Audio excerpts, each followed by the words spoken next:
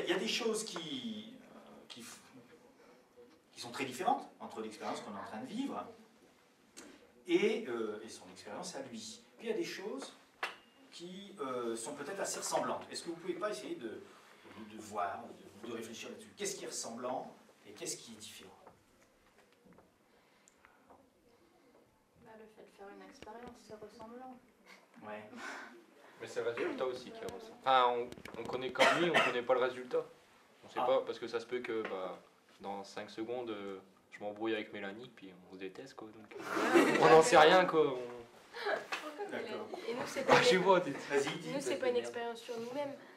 C'est pas une expérience sur toi-même? Pas de la même manière. Ouais. C'est pas de la même manière. Là, on est tous ensemble. Là, il était tout seul. Ouais. Encore qu'il y avait quelqu'un avec. La mouche. Ouais. Non, la femme. La femme, oui, mais elle a pas voulu la faire. Il était vraiment... Ah, mais elle a quand même subi l'expérience. Ouais, mais elle a pas vécu la même chose que lui. Que là, nous, on vit...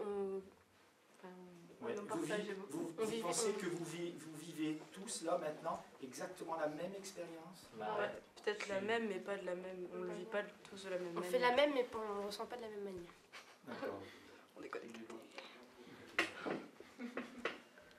Et en quoi c'est une expérience pour vous ici maintenant? C'est la première fois qu'on fait ça. Ah, vas-y, répète. C'est la première fois qu'on fait ça. Ouais.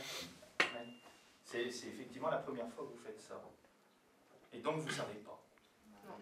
Et c'est justement peut-être quelque chose qui peut nous faire penser à ce que vit le gars dans le film. Parce que lui non plus, est-ce qu'il sait? Non, Non, il sait pas. Alors ça c'est un truc assez bizarre d'ailleurs. C'est que quand on fait une expérience, au début, on ne sait pas. Question. Est-ce qu'à la fin de l'expérience, on sait quelque chose? Bah ouais, on sait le résultat. Tu sais le résultat. Alors vas-y, raconte. Comme là, dans le film La Mouche, il sait en quoi il s'est transformé, il sait que... Mais c'est pas ça qu'il voulait savoir à la base. Non, il voulait savoir comment transporter un corps d'une base à une autre base. Donc il a su des choses en plus de ce qu'il voulait savoir. Il a su qu'en plus il pouvait y avoir des problèmes et tout. C'est pas vraiment un problème. Enfin... Tu trouves? Ah non, mais je veux dire... Si, le problème c'est qu'il s'est transformé en mouche, mais en même temps c'est une nouvelle avancée, quoi. Parce qu'on n'avait jamais trouvé ça. Enfin, je pense que maintenant... Comment fusionner deux... Voilà, quoi. C'est quand même... Non, mais peut-être qu'il y aurait pas une mouche, et puis voilà, il aurait réussi à se téléporter, et ça aurait été bien une nouvelle invention, ça aurait été une super avancée dans le monde. Et après, on n'aurait jamais entendu de la fusion comme ça. Et peut-être personne n'aurait trouvé, ça aurait peut-être rien permis de faire. Ça serait peut-être arrivé au moins une fois, et donc là, ça serait fait plus tard. Là, en fait, il a fait 2 expériences en une. Vas-y, raconte. Ça, c'est peut-être intéressant aussi. Il a fait 2 expériences en une parce qu'il a essayé de se téléporter et en même temps, il s'est fusionné avec une mouche. Ouais. Donc, c'est vrai, hein, ça c'est intéressant. C'est-à-dire qu'en fait, il y avait une expérience, il y avait une partie de l'expérience ou une des 2 expériences sur laquelle il avait une relative maîtrise.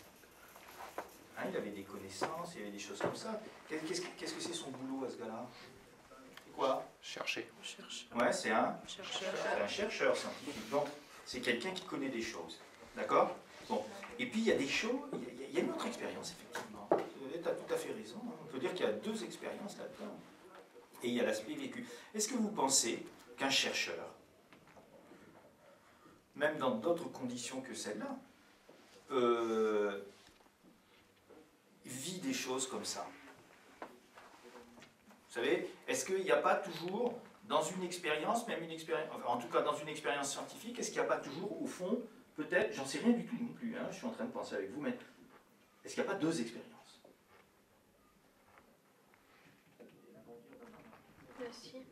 Il y a le résultat qu'on essaie d'avoir, et puis au final, il y a le résultat qu'on a tout à la fin. On ne sait pas ce qu'on aura en fait.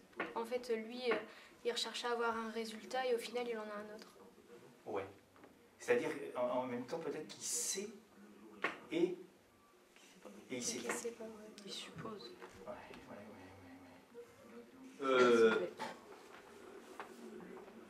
Le chercheur, quand il a commencé, il ne savait pas, il espérait, il croyait des choses, puis en plus il y a une autre expérience qui est intervenue, qui est son expérience vécue.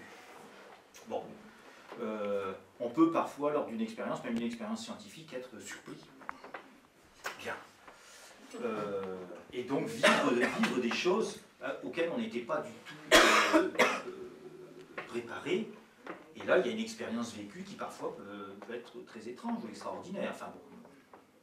Maintenant, autre chose.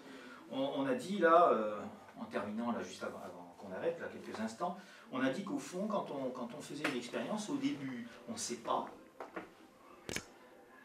Et puis, même parfois, après, à la fin, on ne sait pas trop non plus. Donc, ça nous permet de poser une question. Au fond, est-ce qu'une expérience, ça nous apprend quelque chose? Et si oui, quoi? Maintenant, j'ai posé la question autrement. Et c'est à peu près la même question. Et je vais la prendre d'un point de vue plus, on va dire, plus concret. Est-ce que, voilà, je vous pose ça, il nous reste un gros 5 minutes, 10 minutes, pas plus.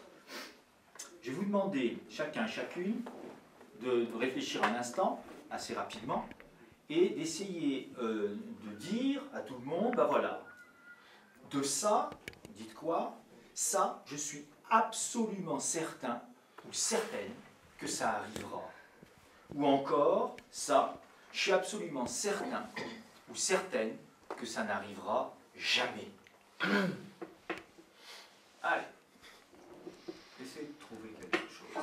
Et les autres, leur boulot, ça sera de dire, non, tu déconnes complètement, tu crois que ça n'arrivera jamais, mais ça peut arriver, ça arrivera peut-être. Allez, mais essayez quand même de trouver quelque chose qui est absolument impossible que ça arrive. Le retour des dinosaures sur Terre. Allez, tiens, répète-nous ça. Le retour des dinosaures sur Terre. Le retour des dinosaures sur Terre. Allez-y, contrez son argument. Essayez de trouver des arguments contre lui. Bah nous, on est apparu, pourquoi les dinosaures, ils réapparaîtraient pas? Ouais. Un Comme peu, ça, il y a un œuf. Comment est-ce qu'on est apparu? Ça se peut qu'il y en Bah, a qui c'est sont nos ancêtres. enfouis sous terre et puis qui vont réapparaître, on sait pas. Ou un Comme phénomène Godzilla. naturel, ou un truc comme ça. Un phénomène comment? Un phénomène naturel. Ouais. Peut-être un scientifique, quelqu'un qui crée un dinosaure. Ah ouais. Et après, il va se Ça transformer vous en fait pas dinosaure. penser à un truc, ça? Au mammouth. Non, il n'y a pas un film comme ça. Il y avait, Ouais, Jurassic Park. Alors comment est-ce qu'on pourrait justement qualifier un film comme ça? C'est quel genre de film? C'est de la science-fiction, hein, on est assez proche, même si c'est un film d'horreur aussi. Là, on est dans un film de science-fiction. C'est-à-dire que la science-fiction, là, c'est quelque chose, c'est une fiction. Ça a l'air d'être impossible, mais en réalité, bah, c'est peut-être bien possible. Mais il faut essayer de l'expliquer. Après tout, on pourrait peut-être trouver une explication rationnelle à ça. Est-ce que maintenant, vous pourriez essayer de me donner... essayez de me trouver quelque chose qui soit complètement impossible, même en science-fiction. Hein? Vas-y. Non, moi c'est l'inverse, je suis sûre de quelque chose en fait. Allez, vas-y, dis-nous. Je suis sûre que quand on mélange du bleu et du jaune, ça fait du vert. Ouais. Ça dépend combien tu D'où mets tu tiens ça? de doses de verre. En effet, d'où tenons-nous cela? D'où tenons-nous ce qui nous semble être des certitudes? David Hume, un philosophe écossais du XVIIIe siècle, attire justement notre attention sur ce problème.